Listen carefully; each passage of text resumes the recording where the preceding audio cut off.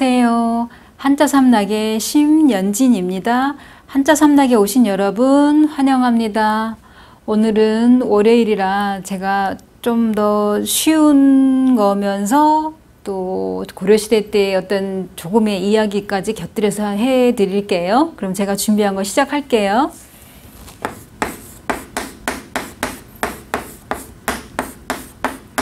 자, 이거는 발불천. 이 발불천 같은 경우에는 앞에 발족이 나왔잖아요. 그죠? 이 발족 같은 경우의 변형이에요. 이거는 발족은. 그 다음에 뒤에 이렇게 나와 있는 거는 하나만 나오면, 요것만 나오면 창과지만 요거는 창과. 근데 두 개예요. 두 개일 때는 이거는 상할잔. 상할잔이라는 거는 두 사람이 서로 무기를 갖고 이제 창을 겨누고 싸웠어요. 그럼 내가 적을 공격했든 적이 나를 공격했든 몸에 예를 들어서 그 창이 내 몸을 찔렀다든가 관통을 했다는 그러면 내 몸에 상처가 난 거잖아요. 그죠? 내 몸이 상한 거예요. 그러면은 되게 이 상할잔이 나오면 여기 받침이 니은이 나온다 생각하시면 돼요. 아, 이건 형성문자를 나타내는구나 이렇게 생각하시면 돼요. 예를 들어 이게 발족을 빼고 30연을 집어넣으면은 야틀천이 되고, 이거를 빼고 그 다음에 무슨 그 조개패를 집어넣는다 그러면 천할천 이런 식으로 나오듯이 여기에 받침이 니은이 나온다 이렇게 생각하시면 돼요. 아니면 세금이 나오면 돈전이 되는 거고, 그죠? 아니면 또 하나 다른 예를 들면은 이렇게 죽을사 변형이 나오면은 말 그대로 뭐 그 나물잔, 뭐 예를 들어 잔액조 할 때 나물잔이지만 해칠잔, 잔인하다 뭐 이럴 때는 여러 가지를 나왔다 하면 다 요 모양이 나오면 아, 받침이 니은이구나, 이 형성문자로 나왔구나 이렇게 생각하시면 돼요. 그리고 이 발불천 같은 경우에는 말 그대로 우리 귀에 가장 익숙한 건 실천한다. 내가 말한 거를 뭐 언행일치 이런 것처럼 실천한다 할 때 이렇게 주로 가장 아주 우리 귀에 익숙한 건 실천한다. 그럼 밟는다 그랬으니까 이거랑 뜻이 같은 거를 써라 그러면 아무래도 발불답이겠죠. 그죠? 발불답은 쓰실 때 주의해야 될 거는 전에도 제가 말씀드린 적이 있는데, 이 논답에 이렇게 쓰면 논답이잖아요. 그죠? 논답이 형성문자가 아니에요. 여기는 밭전이지만은 이 밭전으로 쓰면 틀려요. 이거는. 그러니까 쓸 때 주의하셔야 돼요. 자, 그러면 발불천 같은 경우에 제가 이렇게 말씀드린 것처럼 이거는 그 설명을, 그러니까 자원 설명을 드리자면 뭐냐면, 자, 그러니까 발로 땅을 디딜 때 거기에 이제 그 상한다는 거는, 그러니까 예를 들어 설명을 해드리자면, 만약에 여기 지금 시멘트를 쫙 발라놨어요. 이게 시멘트로 여기를 갖다 다 포장을 해놨는데 누군가가 거기를 굳지도 않았는데, 아직 굳지도 않았는데 거기를 지나가게 되면 그 발자국이 나올 거 아니에요. 그러면 완벽하게 이렇게 도로 포장을 잘 해놓는다고 했는데 누군가가 들어가서 그걸 밟아갖고 그 발자국을 냈다 그러면은 그 흔적이 남은 거잖아요. 그 발바닥의 흔적이. 그런 것처럼 이거는 땅을 디딜 때 흔적이 남았어요. 남아서 그게 이제 그 밟은 흔적이 나타났다, 이제 이런 뜻으로 이제 설명이 되는데, 우리도 이렇게 겨울에 눈이 이게 어느 정도 쌓여 있으면은 내가 그걸 밟고 지나가면 발자국이 나타나잖아요. 보이잖아요. 그런 것처럼 어딘가를 내가 디뎠을 때 그 흔적이 나타나는 거를 말할 때 발불천, 이거를 이제 말하는 거고요. 그 다음에 두 번째 글자로 넘어가면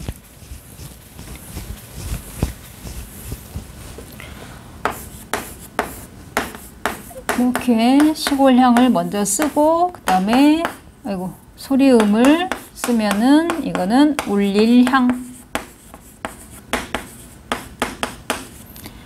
자, 울릴향 같은 경우에는 보면은 이 글자가 들어가는 거는 뭐 영향력이 있다, 영향을 미쳤다, 뭐 음향기기, 뭐 반향을 일으켰다. 반향이라 하면은 어떤 일에 대한 뭐 어떤 반응을 나타내는 걸 말하는 거고, 뭐 향응을 제공했다, 교향악단 뭐 이런 얘기할 때 다 향자, 울릴 향자 들어가죠.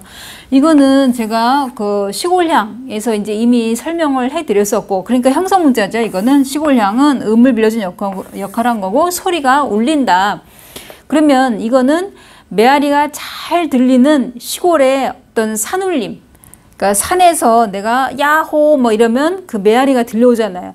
그 소리가 울린다. 내가 예를 들어 야호하면 그 소리가, 야호라는 소리가 울린다. 이제 이런 얘기인데, 여기 서울이나 그러니까 도시에서는 내가 이렇게 해도 메아리로 들어오질 않잖아요. 그죠?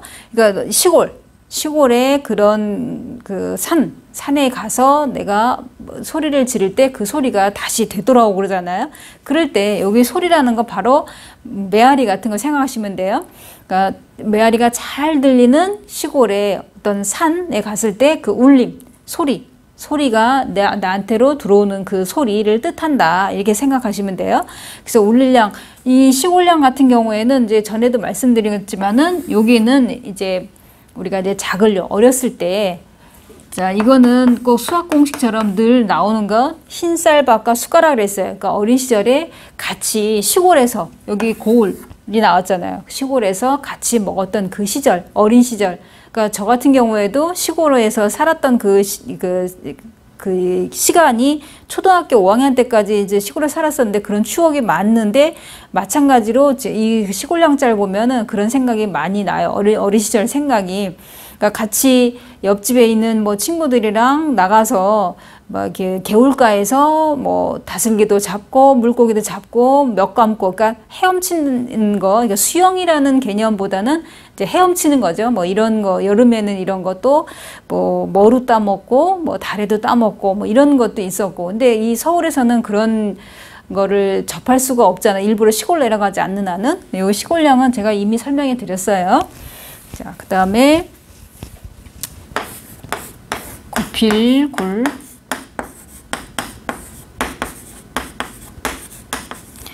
자, 이 구필굴은 이 위에 있는 거 이렇게 생긴 거는, 이거는 둘 중에 하나라 그랬어요. 시체냐 아니면 외형적인 거냐. 그러면 이 설명을, 이제 자원 설명은 뭐라고 나왔냐면, 여기에 꼬림인데 지금 이게 생략이 되고 날출이 들어간 거다. 이렇게 나와 있어요. 그러면 꼬리가 빠져나가, 그러니까 날출, 그러니까 꼬리가 뚝 떨어져 나갔다 이런 얘기죠. 그래서 살이 움푹 패인 것이다. 그래서 이제 이런 이제 움푹 이제 패여 있는 거를 말한다. 이렇게 나오는데, 그러니까 구필골이라는 거는 이제 자원 설명은 그러는데, 또 이 주검시니까 시체잖아요. 여기 시체. 그러면은 시체를, 제가 만약에 이게 서 있는 상태에서 만약에 이렇게 죽었다.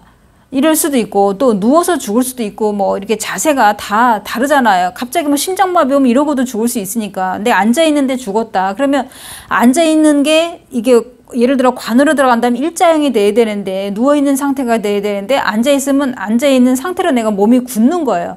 그러면 여기서 구필골 같은 경우에는 구부러진 어떤 시체를 이제 뭐 펴야만이 또 이제 관에 넣을 거 아니에요? 그럼 그 시체를 밖으로 내야지 집에다 놓게 되면 안 되잖아요. 이제 장례를 치르고 뭘 하고 뭐 하든 간에 하여튼 밖으로 나가야 될 거 아니에요. 그저 집에는 계속 놓을 수는 없는 거잖아요. 냄새가 나고 하니까. 그런 것처럼 이 구필골이라는 거는 구부러져 있는 시체를 밖으로 나간다. 이렇게 생각해도 되고, 이 출은 음을 빌려준, 우에다가 리을, 음을 빌려준 형성 문자고, 자언책에 나와 있는 대로 설명을 드리자면, 그 꼬리가 떨어져 나가서 움푹 패여서, 그러니까 우리도 어디가 아프면은 배가 아프다 그러면 고기가 이렇게 몸이 수그러들잖아요. 그죠? 그런 것처럼 몸이 구부러져 있는 그런 식으로 설명이 돼 있어요. 그러니까 이거는 여러분들이 들으셔서 쉽게 이해되는 쪽으로 이제 암기해 두시는 게 좋을 것 같고요. 그러면은 구필골 같은 경우에 제가 이제 좀 전에 서두에 이제 그 말씀 드렸잖아요. 고려시대 때 얘기. 그러니까 이건 뭐냐면, 이렇게 쓰면은 안일비예요. 굴비, 생선, 우리 먹는 굴비, 그거를 말하는데, 그게 이제 고려시대 때 인종의 외할아버지이면서 장인인 사람이 있어요. 누구냐면 이자겸이라는 사람이 있어요. 그러니까 딸을 다 왕비로 이제 왕의 부인한테 시집을 보낸 거예요. 그 자기 인종의 부인은 이게 그 가족 관계를 따져보면 이모예요. 그런 식으로 이 인종은 이런, 우리로 말하면은 혈통 같은 것도 중요하지만은 어떤 일륜적이지 못하자는 거잖아요. 어떻게 자기 그 자매를 갖다가 다 왕의 부인으로 해놔갖고 이게 막 가족 관계가 막 완전히 엉클어지는 그런 상태가 되는데, 이 인종이 왕 위에 신하다 할 정도로 왕보다도 더 권력이 세고 심지어는 인종을 갖다 자기 집에 막 가둬놓기도 하고 막 이랬는데 나중에 이제 좀 뭐랄까 자기가 이제 귀양 가게 된 상황이 된 거예요. 척준경이라는 사람이 이제 인종이 시키는 거야. 척준경한테 시켜하고 쟤를 이제 나의 장인을 이제 유배를 이제 보내게끔 이제 하게 된 거예요. 거기 어디냐면 우리가 굴비 유명한데 영광에 이제 귀향을 가게 돼요. 그러다 보니까 나중에 굴비라는 이름이 이제 그때 나온 건데 원래는 참조기인데 굴비라는 이름으로 해서 참조기를 인종한테 보내요. 이자겸이. 그러다 보니까 이 인종이 그걸 딱 보면서 굴비. 그러니까는 나는 지금 유배가 있는 상태지만 언젠가는 내가 다시 그 자리로 복귀할 것이다. 원래 내 자리로 복귀할 것이다. 너의 장인의 위치면서 왕위의 신하인 그 자리로 나는 다시 복귀할 것이다. 이런 뜻에서 굴비. 그러니까 뭐냐면 절대로 굽히지 않는다.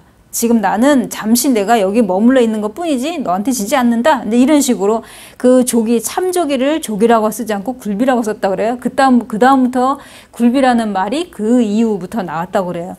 자, 제가 준비한 이 세자 여기서 마치고요. 또 내일 새로운 글자로 찾아뵙겠습니다. 지금까지 한자삼락의 심연진이었습니다. 안녕히 계세요.